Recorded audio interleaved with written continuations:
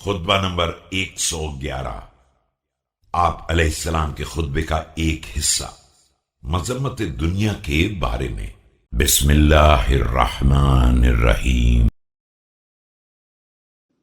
أما بعد فإني أحذركم الدنيا فإنها حلوة خضرة حفت بالشهوات وتحببت بالعاجلة وراقت بالقليل وتحلت بالآمال وتزينت بالغرور لا تدوم حضرتها۔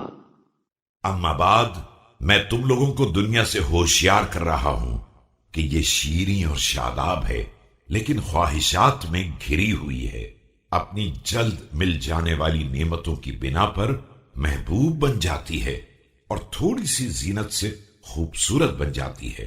یہ امیدوں سے آراستہ ہے اور دھوکے سے مزین ہے، نہ اس کی خوشی دائمی ہے ولا تؤمن فجعتها قرارة ضرارة حائلة زائلة نافذة بائدة أكالة غوالة لا تعدو إذا تناهت إلى أمنية أهل الرغبة فيها والرضاء بها، اور نہ اس کی مصیبت سے کوئی محفوظ رہنے والا ہے۔ یہ دھوکے باز، نقصان رساں، بدل جانے والی، فنا ہو جانے والی، زوال پذیر اور ہلاک ہو جانے والی ہے۔ یہ لوگوں کو کھا بھی جاتی ہے اور مٹا بھی دیتی ہے۔ جب اپنی طرف رغبت رکھنے والوں اور اپنے سے خوش ہو جانے والوں کی خواہشات کی انتہا کو پہنچ جاتی ہے۔ أن تكون كما قال الله تعالى كماء إن أنزلناه من السماء فاختلط به نبات الأرض فأصبح هشيما تذروه الرياح وكان الله على كل شيء مقتدرا۔ تو بالکل پروردگار کے اس ارشاد کے مطابق ہو جاتی ہے جیسے آسمان سے پانی نازل ہو کر زمین کے نباتات میں شامل ہو جائے اور پھر اس کے بعد وہ سبزہ سوکھ کر ایسا تنکا ہو جائے جسے ہوائیں اڑا لے جائیں، اور خدا ہر شے پر قدرت رکھنے والا ہے۔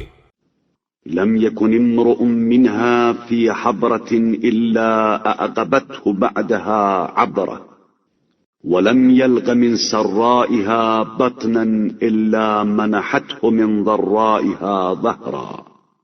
اس دنیا میں کوئی شخص خوش نہیں ہوتا ہے مگر یہ کہ اسے بعد میں آنسو بہانا پڑے، اور کوئی اس کی خوشی کو آتے نہیں دیکھتا ہے مگر یہ کہ وہ مصیبت میں ڈال کر پیٹ دکھلا دیتی ہے۔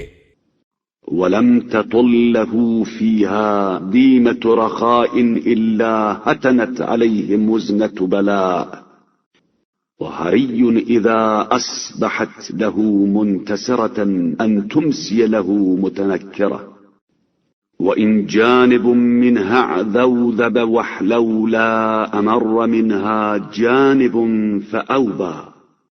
اور کہیں راحت و آرام کی ہلکی بارش نہیں ہوتی ہے مگر یہ کہ بلاؤں کا دھواں دار بادل برسنے لگتا ہے۔ اس کی شان ہی یہ ہے کہ اگر صبح کو کسی طرف سے بدلہ لینے کے لیے آتی ہے تو شام ہوتے ہوتے انجان بن جاتی ہے، اور اگر ایک طرف سے شیریں اور خوشگوار نظر آتی ہے تو دوسرے رخ سے تلخ اور بلا خیز ہوتی ہے۔